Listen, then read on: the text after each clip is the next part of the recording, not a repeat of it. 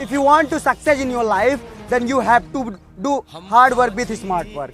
Guys, if you want to succeed in your life, then you have to go through your hard work and practice more time, then you can be success. Otherwise, you can't have any way.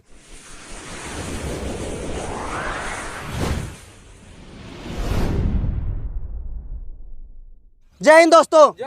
दोस्तों मैं आप सबका दोस्त देवेंद्र पंकज आपके अपने YouTube channel देसी पागल छोरे फिटनेस में स्वागत करता हूं। With getting fitness lover and excitements and crazy again I am welcoming of new channel देसी पागल छोरे। दोस्तों आपका इस चैनल में हार्दिक स्वागत वंदन अभिनंदन करता हूं। दोस्तों आज के जो मेरे वीडियो का टॉपिक है कि how many times to do practice in one day. एक दिन में कितनी बार प्रैक्टिस करें। दोस्तों बहुत से भाइयों का कमेंट आ रहा था कि भाई हम एक दिन में कितनी बार प्रैक्टिस करें, कितनी बार अभ्यास करें अपने 1600 मीटर रनिंग की या पर्सनल किसी भी इवेंट की 400, 800, 15 किसी भी रनिंग इवेंट की कितनी बार प्रैक्टिस करें, उसी के बारे में बात करते हैं दोस्तों। लेकिन टॉपिक को स्टार्ट करने से पहले जो मेरा मोटिवेशनल लाइन है दोस्तों, आज की जो चंद लाइन है वो ये है, if you want to success in your life then you have to do hard work with smart work.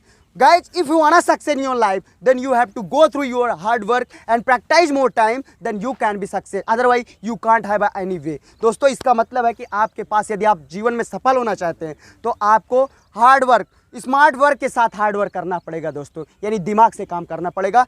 यही है सफलता का मूल मंत्र। आपको मेहनत करनी होगी मेरे प्यारे भाइयों, बिना मेहनत के इस दुनिया में कुछ मिलने वाला नहीं है। दोस्तों वीडियो को और ना बढ़ाते हुए मैं अपने टॉपिक को स्टार्ट करता हूँ कि एक दिन में कितनी बार प्रैक्टिस अभ्यास करें।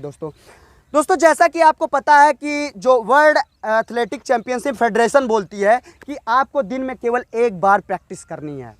जो आपकी प्रैक्टिस होगी दिन में एक बार होगी, लेकिन आप 2 टाइम कर सकते हैं। दोस्तों रिकमेंडेशन है कि आप 2 टाइम कर सकते हैं। वो कैसे? एक टाइम आपका दोस्तों हार्ड वर्कआउट चलेगा। इसका मतलब एक टाइम आप हार्ड वर्कआउट करिए, जो भी आपका मेन वर्कआउट होगा, प्लान होगा, जो आपके कोच करा रहे हैं उसको आप करिए दोस्तों, हार्ड वर्कआउट।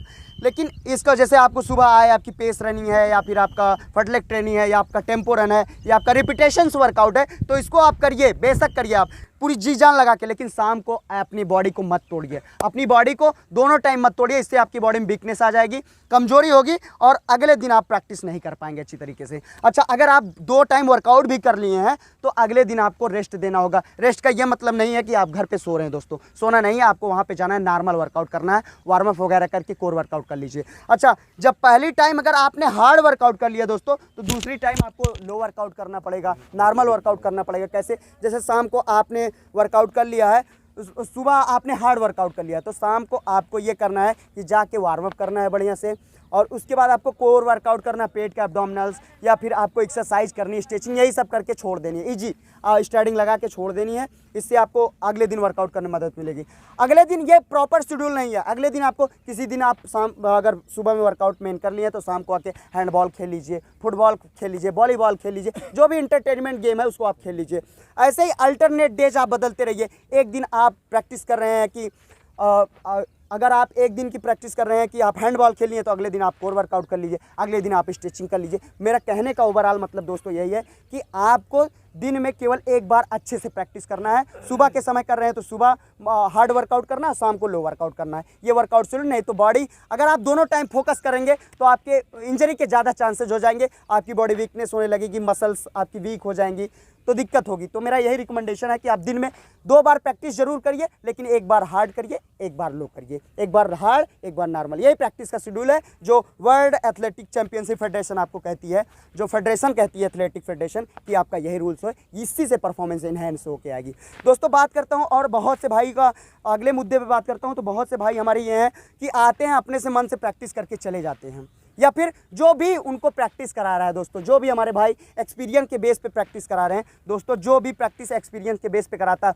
वो हद तक तो कराता है, लेकिन आगे उसको पता नहीं होता क्या कराना होता है। तो मेरा यही रिकमेंडेशन है कि जो इसके एजुकेटेड हैं, जो फिजिकल एक्सपर्ट हैं, जो बीपीएड होल्डर हैं, एमपीएड होल्डर हैं, मेरा ये नहीं कहना कि आप उन्हीं के पास जाइए, लेकिन अगर वहाँ पे हैं वो, अगर आपके पास विद्वान है, उपस्थित है दोस्तों, उनके पास जाके आप प्रैक्टिस करिए। इससे ये होगा कि आपको बताएंगे क्या इंजरी हो रही है, कौन सी मसल इंजर्ड हुई है, तो आपको बेनिफिट, और उसको बताएंगे कि हाँ इस तरीके से आप उपचार करिए। नहीं तो बहुत से हमारे भाई हैं जिनको कुछ पता नहीं, प्रैक्टिस करा रहे हैं दोस्तों।